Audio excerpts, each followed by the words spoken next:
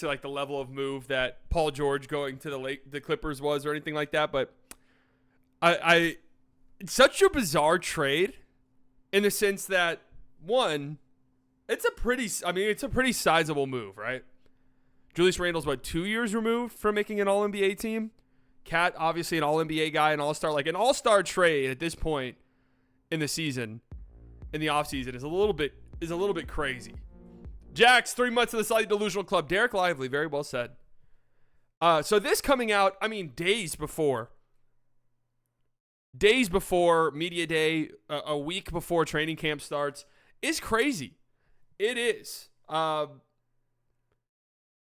it out of nowhere, like I was at dinner, the sleeper, I got it on Sleeper, a sleeper notification. I have sleeper notifications turned on for fantasy football. I get one, and I'm like, what? I was talking to my friend. I couldn't get the words out of my fucking mouth.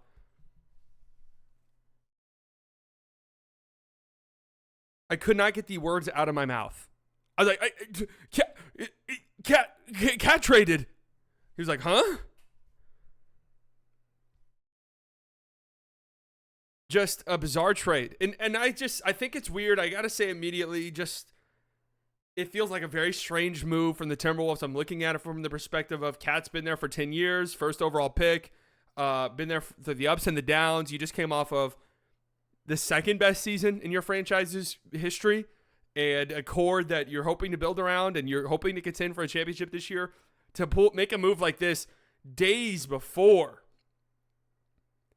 training camp starts with reportedly no heads up to Cat at all that this was even a possibility is bizarre. And I have to say, there's something going on. Like we've heard some stuff here and there. I've seen the Minnesota beat reporters who pretty much are mouthpieces for the team coming out and being like, oh, well, they like Naz Reid and this opens up minutes and opens up cap space. To me, this is clearly and obviously a salary cap saving move, a tax saving move, a move to help them be more flexible financially moving forward. And I don't think there's any real way that they could word it to make it not seem like that, in my opinion. And exactly, purely cost cutting.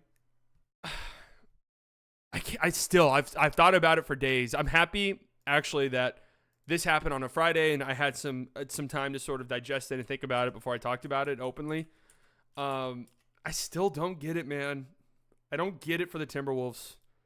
I really, really don't. I don't understand why Cat's value is not bad, Like, Julius Randle's a good player. Dante DiVincenzo's a really good role player. Like, that's decent value. You got a shit Pistons pick that's not going to convey, or if it does convey, it'll be like a outside of the lottery pick. Not really that impressive of a pick to have.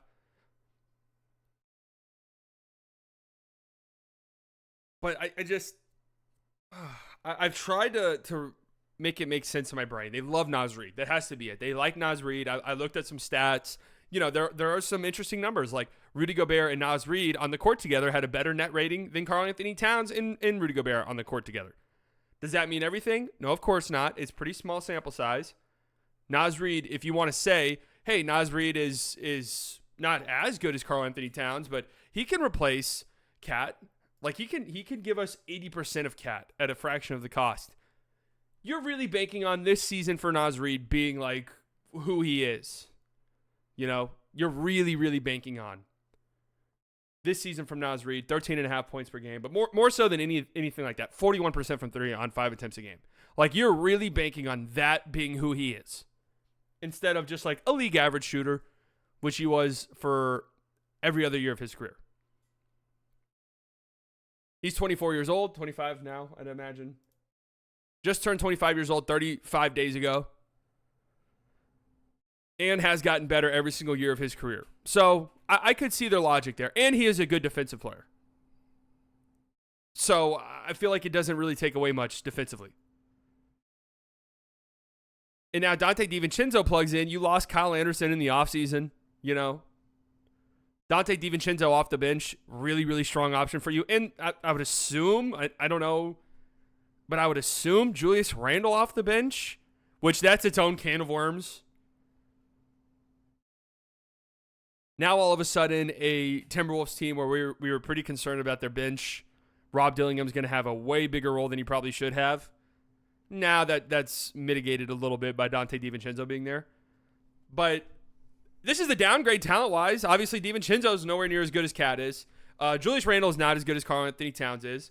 And this is a team that should be focused on a 16-game season moving forward. You had your fun young team. We're here, regular season. We lose in the first round. It was all fun. We're blowing kisses to the crowd. This shit's a movie. This is what movies are made of. We're all having fun.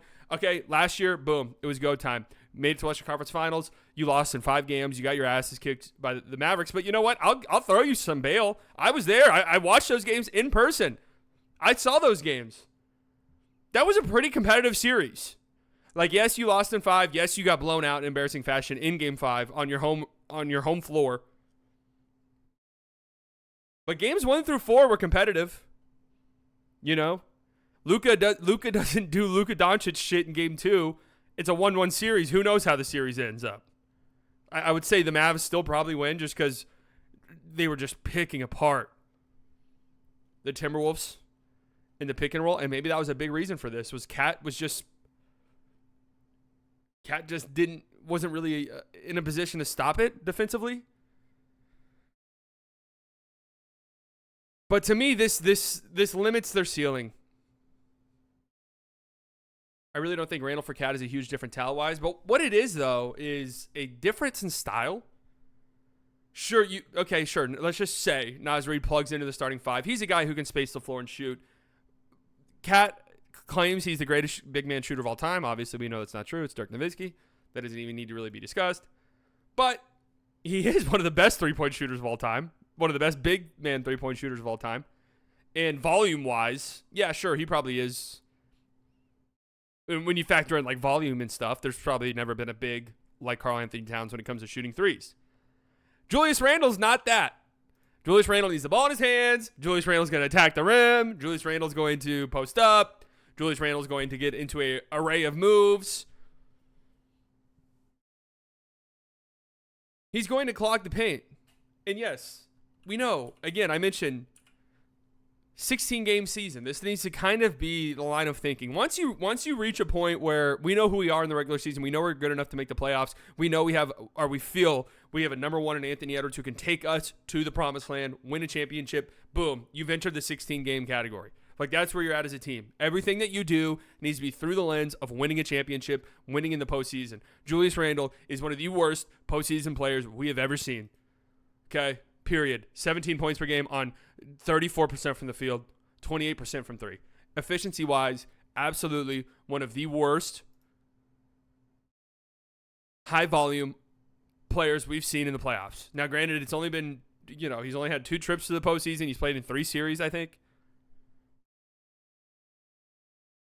42% true shooting when they got beat by the Hawks in 2021. 48% true shooting 2 years ago. He missed the entire postseason this past year.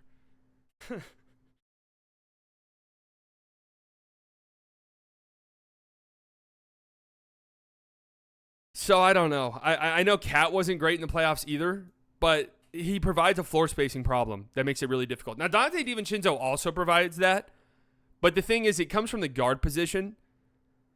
If the Timberwolves had just like a glaring need for a starting guard next to Ant, I would love this way more for them. But you have to imagine it's Conley, Ant, McDaniels, Naz Reid, Randle, and Gobert.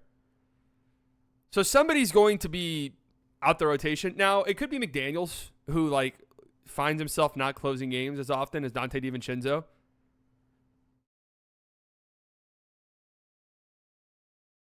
Because DiVincenzo had a great season last year.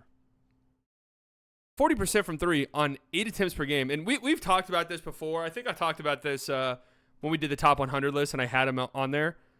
That those numbers were just insane when he got thrown into the starting 5. When all the injuries happened and his minutes kicked up, his shooting numbers were just absurd. I mean, the amount of threes he was getting out there, it was like 14 threes a game. Yeah, 12 three-point attempts a game in the second half of the season. Just letting that thing fly. So he's He's a really nice get for the Timberwolves. I actually really, really like that for them. So it's not like a terrible trade for Minnesota, but I don't love it. I don't leave this move feeling like they've done something to strengthen their core. They've done something to strengthen themselves as a 16 game team. I don't feel that way, and it feels gross because it's like that's what you should be doing. You know, all this talk about, well, they're opening up the window for the core three. The Timberwolves reporters are saying this. Core three of Ant, Jaden McDaniels, and Naz Reid. And I just want to say, and I've said this before, I don't know if somebody in the league does not match what I see with my eyes versus what his team's fan base tells me he's supposed to be than Jaden McDaniels.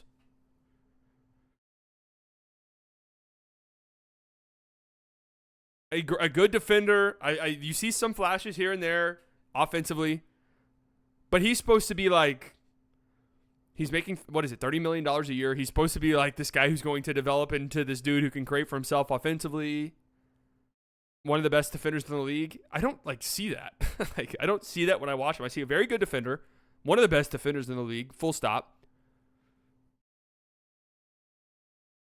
And a up and down offensive player.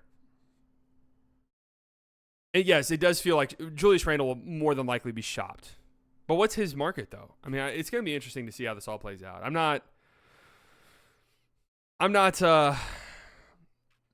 just not in love with this move at all for the Timberwolves.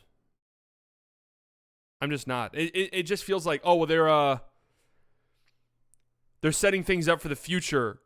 They're setting things up for the future for salary cap stuff. Well, they better be really confident that there's a move down the line for them. They don't have a lot of picks, obviously, from the Gobert trade. They don't have a ton of really valuable young trade assets, right? So is the hopes and dreams that, oh, well, Randall's only on 2 years, Gobert's contract will end at some point, Mike Conley will retire at some point, and then we can go out and get a free agent. Is that the plan?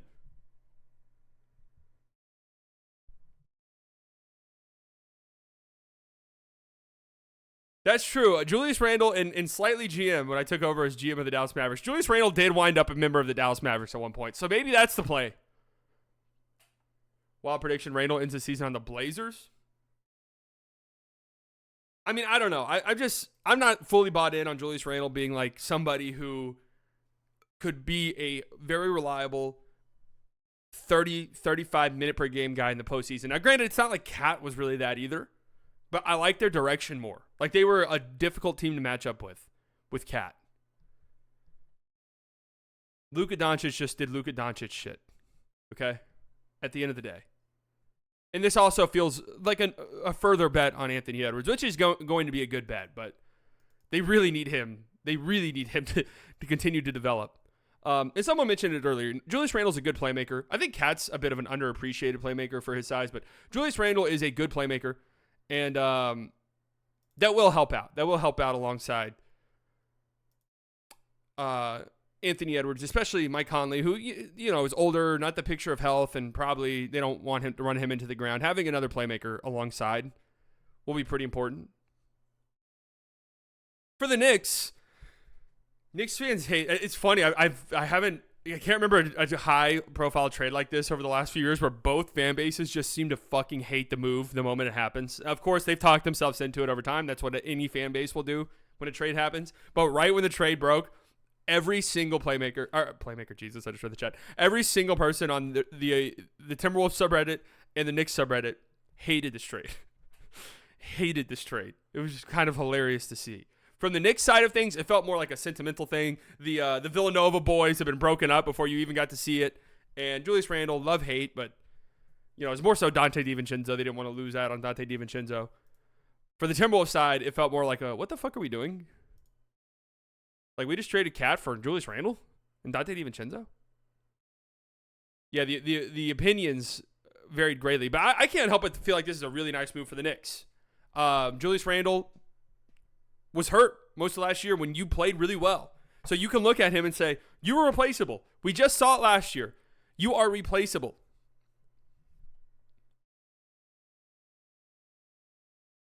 We just witnessed last season, when you're out the lineup, we can win. And then they trade Dante DiVincenzo, who maybe they feel with Mikal Bridges coming in, who they didn't give up anything in their rotation for Mikal Bridges. They still have Josh Hart. Deuce McBride, they're hoping takes a step forward. Like, there's inevitably going to be minutes that aren't available for Dante DiVincenzo. And then there's been some whispers and stuff that he wasn't, like, super thrilled about his role diminishing this upcoming season. I don't know how true that is, but that's what some Knicks reporters were saying. And you have a guy, your starting center, you lose Hartenstein in the offseason. Big blow. I mean, that was what we were talking about all offseason for them. It's like losing Hartenstein is a big fucking deal, especially when your only other center right now is Mitchell Robinson, who's never healthy. And wouldn't you know it, he needs a surgery, and he's going to miss the first few months of the season. So now your center options were Precious Achiuwa, Jericho Sims, and like Julius Randle, small ball 5 minutes. Like, for a team that's hoping to compete for an NBA championship, that's dire. You go out and get Karl-Anthony Towns, I mean, that's miles better than your other options. That's miles better. And it's all going to depend on Karl-Anthony Towns, obviously. That goes without saying. The talent is there, but will the mentality be there? Is he going to be cool with being the second guy? I mean, full stop, the second guy. Right? The Thibodeau, we got the Thibodeau piece. Those two did not like each other. I mean, that was a very public thing when Thibodeau was coaching the Timberwolves. Those two did not really get along. But I doubt they make this move if they thought that would be a problem. Defensively, I thought Cat had some moments last year defensively where he was good, but he wasn't playing center. And he's going to be playing the center this year. It's going to be interesting, man. It's going to be interesting. But I do know one thing, is Karl-Anthony Towns is, without question, one of, if not the best, pick-and-pop guy in the NBA, probably the best. I think by three-point efficiency metrics, he is the best pick-and-pop player in the NBA. That's going to be really, really nice next to Brunson. And we saw at times last year, especially in the postseason when guys were injured and stuff like that, just there was so much of a load on Brunson. So much was being asked of him offensively that it was just not sustainable. And then Brunson flamed out and got hurt. Now another guy who can create, who can space the floor. It's going to help out. It's funny because I see like they're going to miss Dante DiVincenzo's spacing. I'm like, yeah, well, they're also getting like a huge spacing threat in Karl-Anthony Towns. Like having your big be able to space the floor like that is a big fucking deal. You keep Cat in a complementary role, Jesus, and not rely on him as a second option. That's an ideal fit for him. Yeah, and I guess, in theory, he'll be the second option here, but I don't think it's going to play out that way, where they're, like, asking him to be the second option. Brunson has the ball in his hands just about as much as anybody in the NBA, and then it's going to be a diet of Cat, Mikal Bridges, obviously. Who do you think won the trade? I do think the Knicks do, but it's a weird trade. It's a strange trade. If we look at this trade a year or two from now and we're like, man, that was weird. Like, no team really got better. Like, just kind of a weird trade that didn't really improve both sides. That wouldn't surprise me. If we look back a year from now and it's like, man, Cat's been great on the Knicks, and DiVincenzo and Randall have been great depth pieces and bench players for the Timberwolves. Like, it really worked out. That really wouldn't surprise me either. It sounds like I'm fence sitting. I hate fence sitting. I usually want to plant my flag and be right or wrong about something, but I don't know what the fuck to think about this trade. I don't really think about anything.